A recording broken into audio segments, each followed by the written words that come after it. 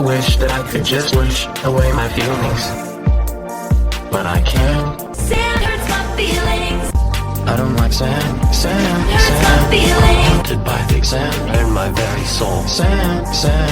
Are you suffering as much as I am? Sand hurts my feelings. Tormenting me. I'm in agony. Sand hurts my feelings. I don't like sand. Hello, and welcome to The Sand Hurts My Feelings, a Star Wars podcast from a Swiftie point of view. I am your host, Alex. And I'm your host, Sarah. And today we're talking about our connections we have with Ray and Taylor's album, Folklore. But first, how was your Thanksgiving, Sarah? It was okay. This holiday season, I go back and forth between, happiness and I go back and forth between Christmas Tree Farm and 'Tis the Damn Season in my moods, if that makes any sense. It does make sense. Yeah, I'm mostly all on 'Tis the Damn Season because it has not been great for me, but that is neither here nor there. Yeah, I was going to say we had a very stressful kickoff to our holiday season here. Yes. And so I'm hoping things smooth out a little bit more and get a little bit more into the Christmas Tree Farm sweet dreams of holly and ribbon. Yeah, if you've been listening throughout the season, I've been mentioning that I have been loving Showgirl and I've become obsessed with it. I have now relapsed back into TTPD, and that is where I am soundly stuck. I do go back to Showgirl because, again, it's so short. I can just put it on in the car and listen to it in a quick travel. But if I'm in a Taylor mood, I again am back into I've relapsed.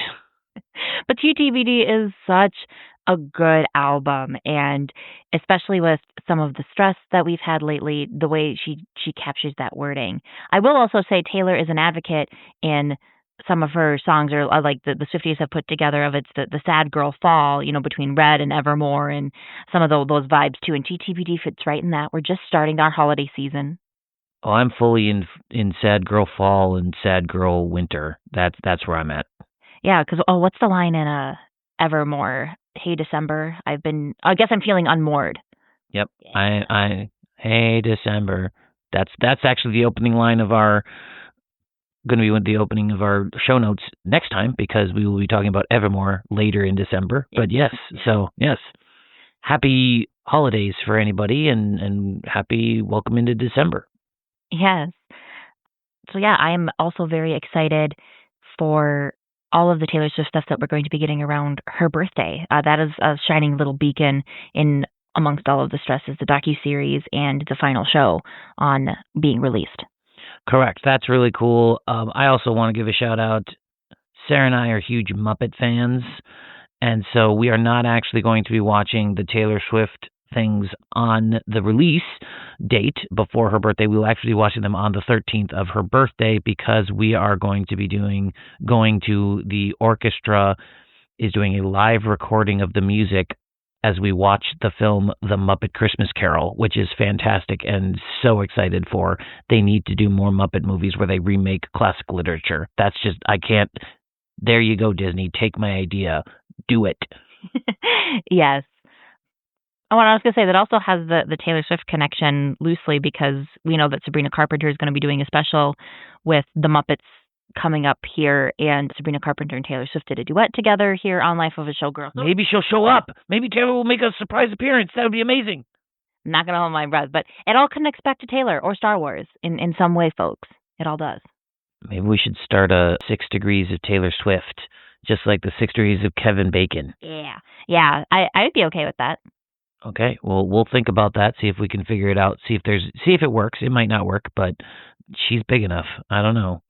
Yeah, well, I was going to say she collaborates with different people. She is into different things. She's touched both movies and music, and now she's into football. So, lots of different spheres there. Correct. All right, so now before we dive into Folklore and Ray, this season we have been going around and announcing our wonderful pieces of which is our favorite song, our personal favorites on each album. So, Sarah, would you like to go first on what is your favorite song from Folklore? This one's pretty easy for me. My favorite song off of Folklore is My Tears Ricochet. It is such an emotional, heartfelt song. I think it is beautifully written. The lyrics are beautiful. I get chills. I mean, I got chills when we saw her perform it at the Eras Tour, and I still get chills when I see clips of it come through on Reels. It just is so emotionally raw. I absolutely love that song. Okay, so I think you kind of answered my question. So you love the live version. Do you love is the album version still your favorite? Because that's where I've struggled. 'Cause I would agree with you that like if we were talking live versions, the raw emotion and everything is brought out in the concert. But to me, I don't get as much of that raw emotion in My Tears Ricochet on the album, and so that's why it is not number one. Do you agree or disagree, or do you still just because you've seen the live version, you can now relate it to that? That's a great question. I mean, this song was my favorite off of the album prior to the Eras Tour. Okay, so it was your favorite before that. Yes, I will say now I do have a hard time listening without thinking about the Eras Tour and kind of reliving those moments and how powerful it was seeing that performed live. But this was my favorite song off the album prior to the Eras Tour. I do still really like the lyrics are fantastic and the melody, and I do like because in the recording you do get a little bit more of her. It's not falsetto, but singing the high notes, and it does sound very haunting, and you don't necessarily get that in the live show as much, and so I appreciate those differences.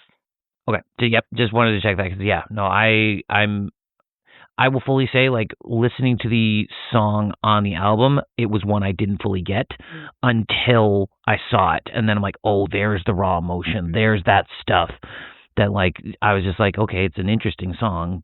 And then, no, now I like it a lot, but it's because I now know the Eras Tour version and I can still relate it back. But, okay, very cool. This relates to where I'm at. My favorite song on Folklore is "This Is Me Trying." I've not been shy about my struggles with anxiety and depression on the podcast, and it has really that song really hit me when it came out, and it continues to hit me of someone singing about the small struggles, and she said that in the Long Pond session, like. Again, great documentary. Everybody should go check it out if you haven't already. Where she explains it. She's like she wanted to make a song that of like, yeah, we talk about like the big victories and we talk about all these other things, but of like you're just trying.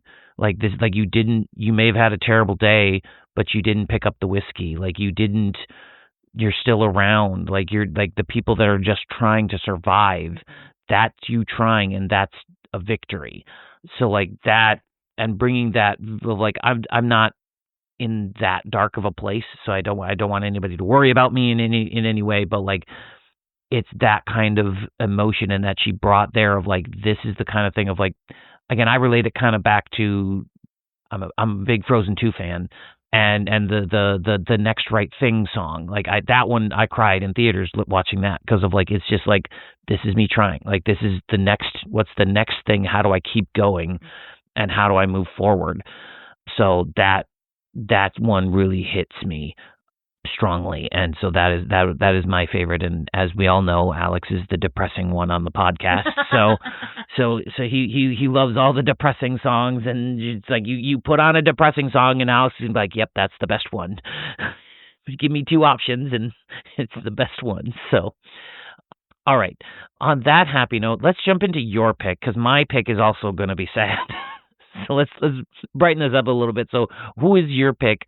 What song is your pick for Ray and Folklore?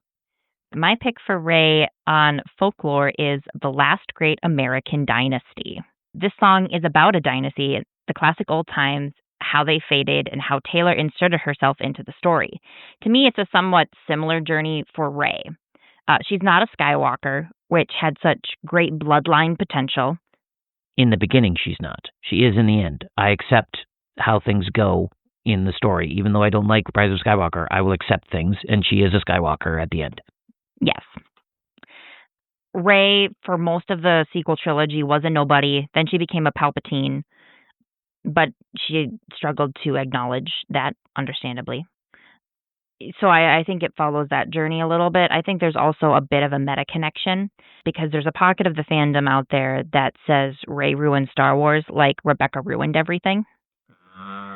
So that's a little bit of a meta connection, but I think it fits more in universe. Kind of going through the lyrics. The doctor told him to settle. So I do not have all of the lyrics line by line, but yeah, so the ones that connect the most. The doctor told him to settle down. It must have been her fault his heart gave out. They said, there goes the last great American dynasty. Who knows if she never showed up what could have been. There goes the maddest woman this town has ever seen. She had a marvelous time, ruining everything. So to me, this is about the death of Ben Solo and the Skywalker bloodline, and it's Rey's fault because Ben sacrificed himself to save her. Ben could have kept the great bloodline going and left Rey dead, but then he chose to save her, and so then Rey ruined the potential of the Skywalker bloodline. That's meta. So I do want to like that. That's like you're not saying that that's what the movie says. You're saying that's what audience members are saying of that she ruined that. So I like because I don't agree that she ruined everything. So I just want to put that for like you are saying that is meta, correct? Yes, that is meta. That's where, yeah, to me, this whole song goes in and out of being meta with Rey and being in universe with Rey. Just wanted to double check that because you were jumping back into now we're going into the story and I'm like she ruined everything. I'm like that's still meta. That's still people thinking how that goes. So I just wanted to not to tell you where things are or how you feel, but I just wanted to double check that was the case. Yes, I will do my best to try to say whether I'm being meta or in universe. Yep. So going into the second verse, Rebecca gave up on the Rhode Island set forever. In universe, Rey has a new way of doing things and forges her own path in the Force as a Jedi. She filled the pool with the champagne and swam with the big names and blew through the money on the boys in the ballet. Going meta, there's a pocket of the fandom that says she's not respecting Star Wars. She takes her power for granted and doesn't deserve it. Like Rebecca uses her status and money in a way that the, quote, old money of the high society does not approve of. Going back to the lyrics, they say she was seen on occasion pacing the rocks, staring out at the midnight sea. This is very the nose for Rey in universe, specifically in Tross. The Rise of Skywalker. She's very good at staring off into the distance, either in her Force connections with Kylo or when she's trying to process everything in the Rise of Skywalker. I missed this in my write-up, and I need to reinsert it because it talks. There's the lyric about how she stole his dog and dyed it key lime green, and I just feel that's something Rey would do because it's a way to get some retribution and to get back at somebody, but nobody's actually getting hurt in the situation, and it just seems like something Rey would do. Right, that's just whimsy on your opinion. That's fine.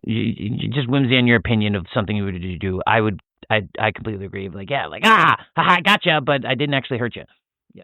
Right, and I was going to say, Rey the animal lover is not going to hurt another animal. Dying the dog is not going to hurt anything. So continuing back with the lyrics, 50 years is a long time. Holiday House sat quietly on that beach, free of women with madness, their men and bad habits, and then it was bought by me. So Rey picks up the mantle of the Skywalkers in what would be about 50 years since the collapse of the Jedi Order and the Old Republic. Yes, Luke started to train a new generation of Jedi, but his teachings were rooted in the old Jedi teachings and religion, which even Master Yoda says in The Last Jedi that they need to end. And so Rey is starting a new Jedi Order here. We get the sense of that at the end of The Rise of Skywalker. So Rey has gotten Holiday House and is freeing it of their madness and bad habits and starting her new way through. Then the last chorus I wanted to call out specifically, who knows if I never showed up what could have been. There goes the loudest woman this town has ever seen. I had a marvelous time, ruining everything. And I love the switch from the third person to the first person in this song, both when Taylor sings it and then from Rey's perspective.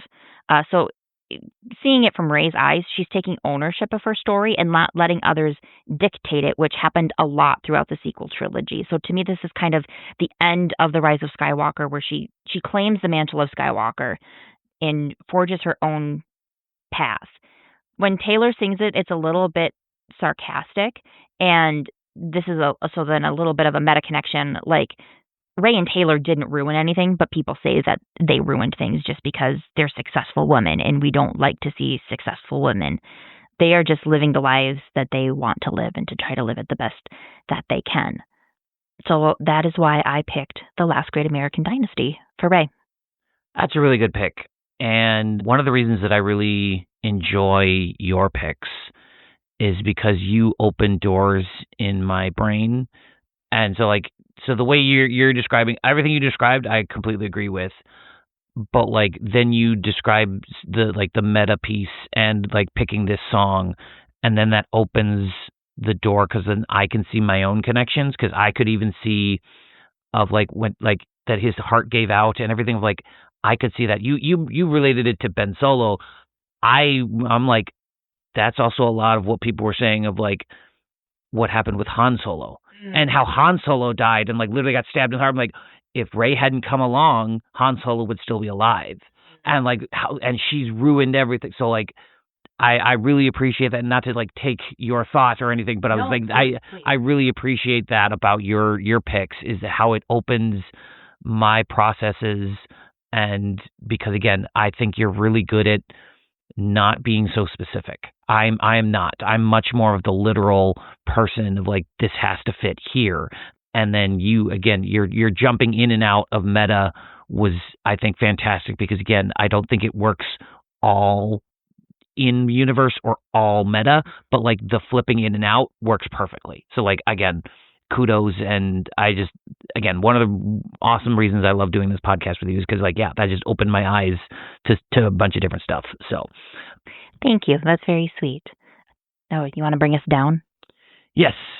Now it is my time to bring you down. So my pick for Rey is the 1. So to me, this is Rey and Kylo at the end of The Last Jedi. So very specific. So Reylo fans out there, don't get super mad. It's still, they get back together in The Rise of Skywalker. But my big thing is that is she's heartbroken that he has joined the dark side, that he stays when they had it and they could have been fought.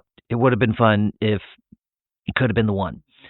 So to jump into the lyrics, so the big thing is, we were something, don't you think so? Rosé flowing with your chosen family. Big piece about the Last Jedi is that Rey is a nobody, and that that her family abandoned her, and that she lost Han Solo and the family she's looking for, and then she can choose Ben, and that Ben chooses her, and that they're the rosé is flowing of they're feeling the connection between them. The rosé could be their dyad of they're just, we are chosen family. We care. We see the flaws in each other, and we accept that. Well, and I also because a rosé wine is a combination of a red wine and a white wine.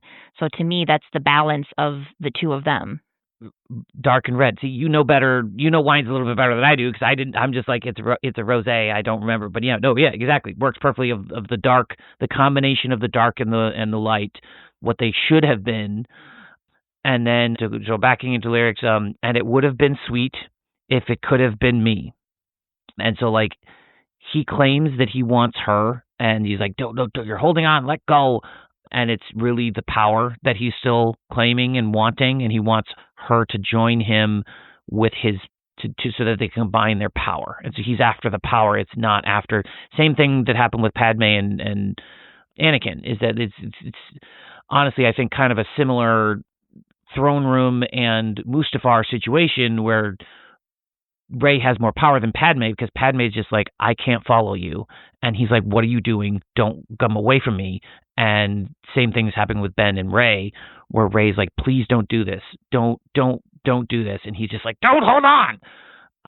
And then continuing with the lyrics, in my defense, I have none for digging up the grave another time. So again, she has no defense. She knows that she made the mistake of trusting him, and because she went with Luke, and she went against Luke and fought against him and tried to be like, nope, you're wrong. He's going to turn. This is going to be how it is. I know how it's going to be. And Luke is like, this isn't going to go how you think. Like, this isn't going to go.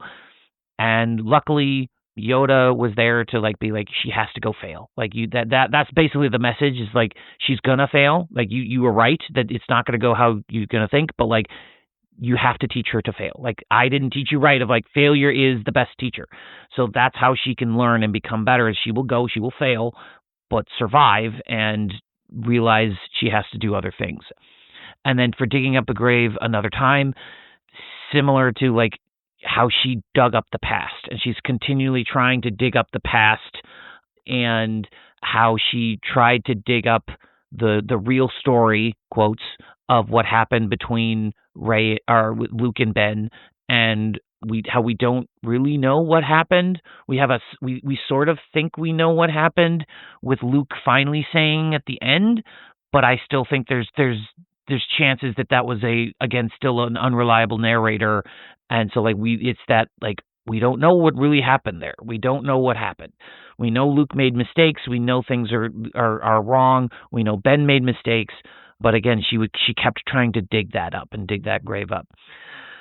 And then, but it would have been fun if you would have been the one. Oh, and of like it, because we saw their potential in the throne room.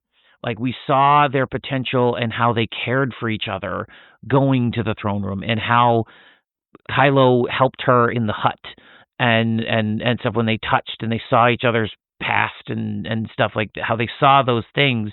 They would have been a much, like, the potential that we saw for them to be not on the dark. Like, I'm not going to say that I think that they needed to both be Jedi, because I think I was of the opinion of like, it should have been a good combination, similar to the Rosé connection of the intertwining of the dark and light. But Ben wanted to just, no, come to the dark. Like that, we are only going to be a red wine. We're only going to be a red wine. I'm going to get that white wine out. Get that out. And then, this might make other people frustrated, but I did also like that in there's this is now going meta. Isn't it fun? The greatest films of all time were never made. And so that lines up with that the Duel of Fates was not made as a film. I know there are a lot of people who think it would not have been good. I don't know. I that's the thing about Duel of the Fates, that in that movie, like, I think there are problems with it, but I think things could have been fixed. And so, like, but it's that one of the things that we'll never know, and we're never going to know. And so it's that kind of thing where certain things were sacrificed in that film for other things, and you wonder, what was it worth it? Don't know. We're never going to know, but it's that kind of thing. So yeah, so that is the one with Rey and Kylo. I like that pick. I really like, yeah, it's specifically for that moment as Ben is pleading with her to go, and as I can also see it as, it's a song that plays as she closes the Falcon door on him, of like, you could have been the one. And how dare you bring up Duel of the Fates and that heartache, because Alex and I have read through the screenplay, or listened to there's a recording of it out there, of a of people reading it through, and to Alex's point, yes, there's problems, but that wouldn't have been the final draft, and there's a lot of good pieces in there. Right. And I know there's a lot of people that love Rise of Skywalker, so not criticizing that, but yeah, it's that kind of thing where you're like, oh, that could have been what would have been. And so yeah, I could say like this could be just kind of what's playing through Rey's mind, meaning of that moment, but then it could be leading, or even her training after in Rise of Skywalker, like thinking back of Ben, of like, man, it would have been fun if you'd been the one. And then luckily for her, I guess they kind of get it a little bit of like, they were the one, but then he dies, and then stupid Disney Bob Iger don't think he can live, and because I'm like, we could have got him back. We could have gotten it back. So yeah, still salty about that one. Yeah. You should go listen to my other podcast that I'll be starting up again, Who Shot First. I'll be talking about that the podcast will start up in February, and we'll eventually get an episode on that because, I'm still salty. It's so annoying and off topic, but like, Palpatine literally returned, and that was just explained. Like, there's so many easier ways to explain Ben disappearing and then being alive somewhere. World Between Worlds is right there. Like, right there. No, I agree. I'm definitely looking forward to that episode of Who Shot First. But in the meantime, our next episode is going to be on our connections between Rey and Evermore, which is very fitting here for our holiday season. And you can connect with us on socials.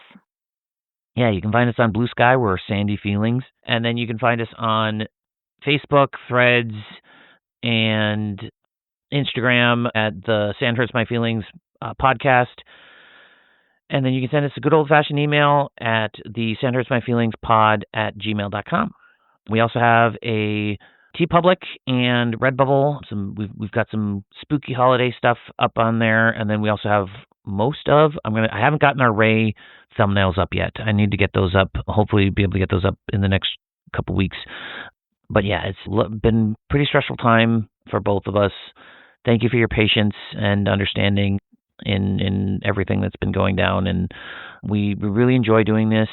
As I said, like, Sarah's thoughts open up my mind to different things, and I hope that we do that for you as you listen and just give you new ways to think about Star Wars and Taylor Swift. But may the Force be with you. Forever and always.